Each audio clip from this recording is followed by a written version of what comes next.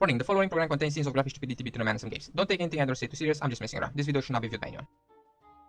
How's it going, everybody? Today we are back in Scum with a little bit of a different video, because today we are going to take a look at a couple of different reasons on why you should maybe think about giving Scum a shot if you're a fan of survival games. And here we go. Reason number one is availability for every playstyle. When it comes to playing Scum, we can do so in single player, where it's just us versus the world and there are no other players around. It's a great way to try out the game and kind of do it in your own time, experiment, explore, try out weapons and see if you like it.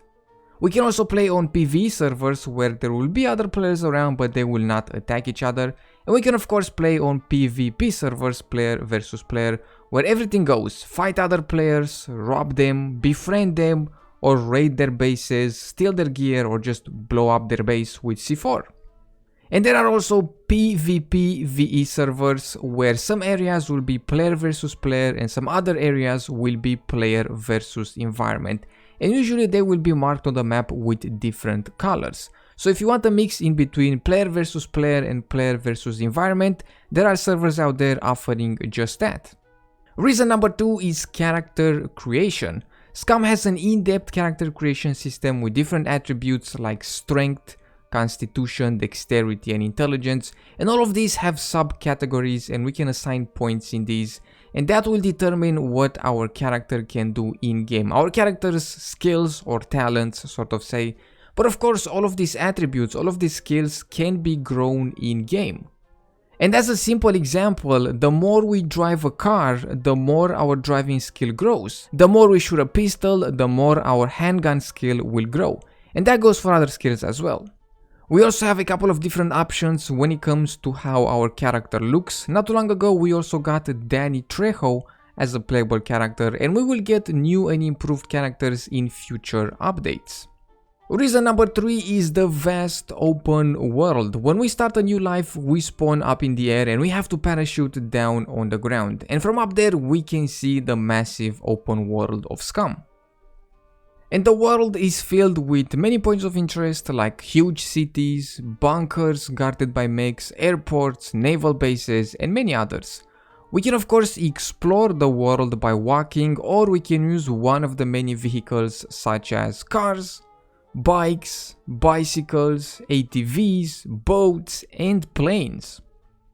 Reason number four is crafting and base building. Now depending on those skills that I have mentioned earlier, we can craft different items varying from improvised tools such as stone axes, stone knives. We can craft backpacks, improvised spears, improvised weapons, crafted bullets, traps and a ton of other things as well. And we can of course do base building as well, and we can decorate our bases with different things such as tables, chairs, wall mounts where we can attach our weapons for display, chests to store loot in, we can build walls around our base, we can put traps around so we can protect it from other players as well. Reason number five is the in-depth metabolism system. This is where we can see everything about our character. We can see our skills and how much they have grown, how much experience we have gained whilst playing. We can see our food and water intake, we can keep an eye on our injuries. We can heal them and make sure that they do not get infected. We can of course get different ailments such as hypothermia, trench foot, hyperthermia, and in our metabolism tab we can keep an eye on them and heal them up. And as we can see here, the metabolism tab offers up literally every piece of information when it comes to our character, from how much weight we are carrying to how much muscle and fat our character has, and everything else in between. Reason number six is outposts and in-game economy. Not long ago the game introduced outposts with traders. We have 4 different outposts marked with the green circles on the map, and inside the outposts we have traders where we can buy and sell items. We can buy and sell guns, ammunition, bulletproof vests at the armory, we can buy and sell vehicles at the garage. We also have a general store, a doctor, a boat shop and a bar as well. And more things will be added at the outpost. For example, we are going to get a bank where we will be able to store items and money. Reason number 7 is gunplay. Weapons are one of my favorite aspects of the game, and we have a large variety of them, from handguns to shotguns to ARs, sniper rifles, and we even got a grenade launcher not too long ago.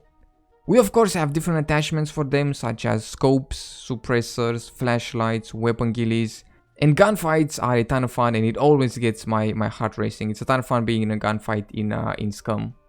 Reason number 8 is threats. In Scum, the biggest threat is of course the players, but also the environment. We can die from dehydration, starvation, bullet to the head, but we also have the zombies, also known in Scum as puppets. We have a couple of different ones, from normal civilian zombies to armored military ones, and we even have explosive puppets. And of course our overlords, the mechs. And word on the street is that we are going to get some new enemy AI with future updates as well. Reason number 9 is that the game is still evolving. The game is not yet finished. At the time of making this video we have version 0.7. So we still have a bit to go until version 1.0. And until then we are going to get upgradable vehicles, more points of interest, farming, and God knows what else. So the game is still evolving and more things are going to be added. Now reason number 10 is player encounters. Player encounters made me play Scum for over 1,000 hours. The randomness of them keep the game interesting, not knowing when or where we can encounter another player, or if said player is friendly or not. Deciding if we should fight, we should run, talk, try and befriend somebody, not knowing the outcome of that keeps things interesting.